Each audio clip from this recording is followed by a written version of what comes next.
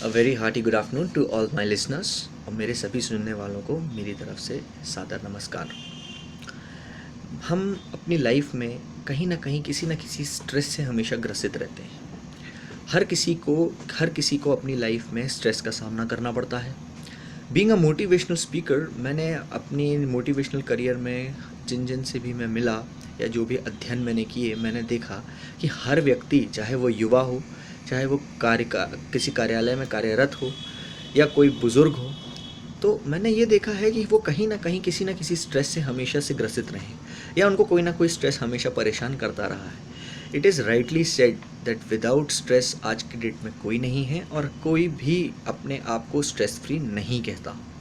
लेकिन हाँ, stress management हमारी लाइफ का एक अहम हिस्सा है और अगर हम अपने स्ट्रेस को मैनेज कर सकते हैं तो कहीं ना कहीं हम एक बहुत ही हैप्पी लाइफ जी सकते हैं। जीवन का सबका एक ही एम है कि खुश रहना, और जब स्ट्रेस कम होता है तो व्यक्ति अपने आप खुश होता है। मैंने अपने अध्ययन में मैंने जितनी भी चीज़ों को पढ़ा है, जो किताबों को मैं पढ़ता हूँ या जो भी मैंने शोध अपने किए हैं, उनमें मैंने ये पाया है कि श्रीमद् भागवत गीता में ये जो ग्रंथ हैं, इनमें जो बातें कुछ ऐसी कही गई हैं जो वाकई में स्ट्रेस मैनेजमेंट के हिसाब से बहुत अच्छी हैं। और यदि हम इनको अपने जीवन में उतारते हैं या हम अपने जीवन में इनको अमल करते हैं तो कहीं ना कहीं हम अपने स्ट्रेस लेवल को कम कर सकते हैं और हम एक बेहतर खुशनुमा लाइफ को जी सकते हैं। सबसे पहली चीज़ मैं आपको उस महान ग्रंथ से शेयर करना चाहूँगा, वो ये है स्वधर्म। स्वधर्म चैप्टर 3 में आपको मिलेगा। इसमें कहा गया है, be your self, find out your temperament and act in line with it. स्वधर्म का मतलब ये है कि हम अपने अंदर के धर्म को पहचाने, हम अपने आप को पहचाने। और टेम्परामेंट जो वर्ड यूज़ हुआ है यहाँ पर, इस टेम्परामेंट का मतलब है कि what are the characteristics we are taking with us. हम कैसे लोगों से बिहेव करते हैं, हम कैसे अपने विचार सामने वालों को रखते हैं और हमारा परसेप्शन क्या है किसी के प्रति और हमारी लाइफ के प्रति। And act in line with it में ये लास्ट में ये कहा गया है कि जैसा भी हम सोचते हैं हमें उसको करना चाहिए। पहले हम अपने आप को पहचानें, अगर हम में कुछ कमी है तो हम उसको सुधार कर सकते हैं।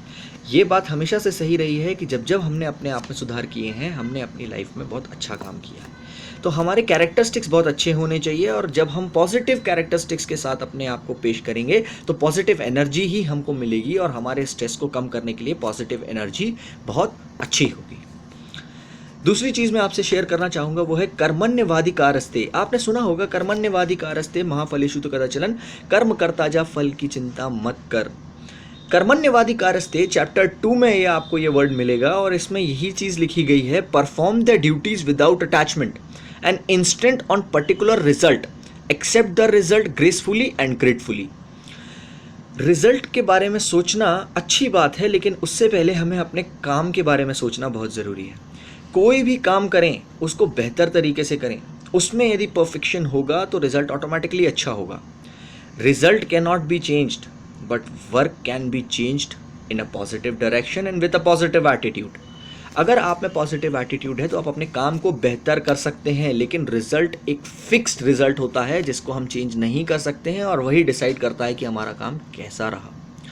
तो हम अपने काम को बेहतर तरीके से करने के लिए पहले हम अपने काम को अच्छे से समझें, हम अपने काम को समझकर उसमें अमल कर अपने थॉट को लगाकर अच्छे से अच्छा अंजाम देने की कोशिश करें। रिज़ल्ट अच्छा भी हो सकता है, रिज़ल्ट ख़राब भी हो सकता है, लेकिन यदि काम अच्छा होगा तो रिज़ल्ट हमेशा कोशिश होगी कि अच्छा ही होगा।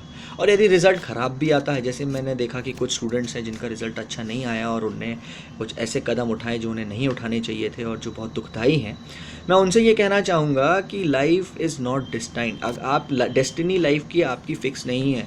बहुत से लोग ऐसे भी हुए हैं जिनने बहुत संघर्ष किया है और बहुत अपने काम के प्रति बहुत लगन से उनने काम किया है और बाद में जाकर वो सक्सेस हुए after so many unsuccess events.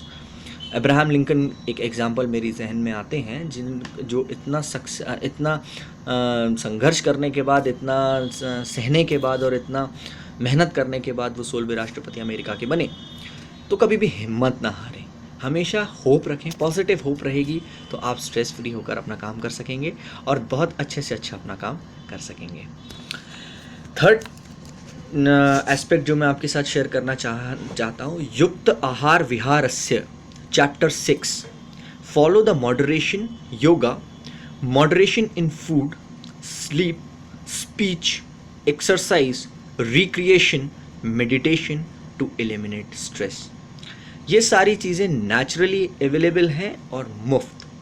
यहाँ पर ये कहना कहा गया है कि अच्छी नींद, अच्छा बोलचाल, अच्छा खान पान, आपकी अच्छी सेहत और आपका रहने का ढंग आपके स्ट्रेस को कम करने के लिए बहुत कारगर साबित होता है।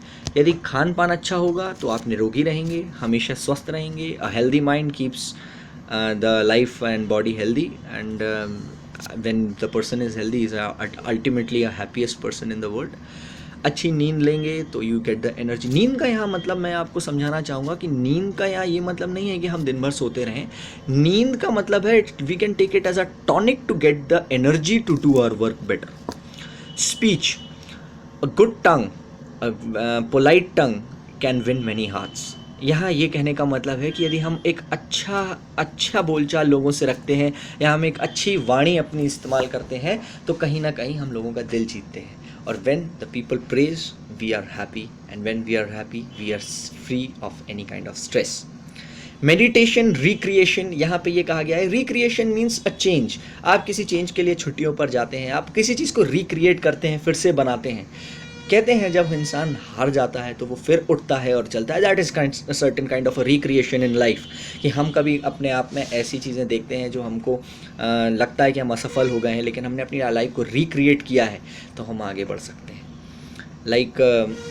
मुझे एक बहुत अच्छा एग्ज़ाम्पल सामने नज़र आता है कि जैसे हम देखते हैं कि बहुत सारे ऐसे क्रिकेटर्स हुए हैं, बहुत सारे ऐसे लोग हुए हैं जो बहुत अच्छे पॉलिटिशियंस हुए हैं, बहुत अच्छे बिजनेसमैन हुए हैं, लाइक बिल गेट्स, जो अपने बिजनेस में 2 बार कभी हारे भी थे और बाद में उन्होंने अपने बिजनेस को रिक्रिएट किया, लाइफ को रिक्रिएट किया और वो आगे चल के एक सफल महान उद्योगपति के रूप में आगे आए। मेडिटेशन का यहाँ ये मतलब है कि ध्यान, एकाग्रता, आपकी एकाग्रता कितनी अच्छी है। किसी मेडिटेशन इज़ नॉट लाइक कि हम योग से इसको कनेक्ट करें। एक 3 घंटे की अच्छी मूवी देखना भी आपके माइंड को फ्रेश करती है। That is it is a certain kind of a meditation, कि आप 3 घंटे अपने आप को इन्वॉल्व करते हैं, किसी चीज़ पे ध्यान लगाते हैं और आप देखते हैं आप उसका रिजल्ट, माइंड फ्रेश हो जाता है, कुछ चीज़ें आपको सीखने मिलती हैं एंड आप बहुत फ्रेश महसूस करते हैं। मेडिटेशन का मतलब यही है कि आप एकाग्र बने। किसी को बुक पढ़ना अच्छा लगता है तो डू इट वेरी वेल, किसी को मूवीज़ पसंद है तो सी इट वेरी वेल, किसी को खेलना पसंद है तो प्ले इट वेरी वेल। तो जब आप अपने किसी भी हॉबी पे अपना ध्यान एकाग्रित करते हैं तो आप देखेंगे कि आपको उससे एक अच्छा फ्रेश माइंड आपको निकल कर आएगा, और वो फ्रेश माइंड के साथ आप कोई भी काम करेंगे तो वो आपको कहीं ना कहीं कारगर साबित, बहुत अच्छा साबित होगा। And lastly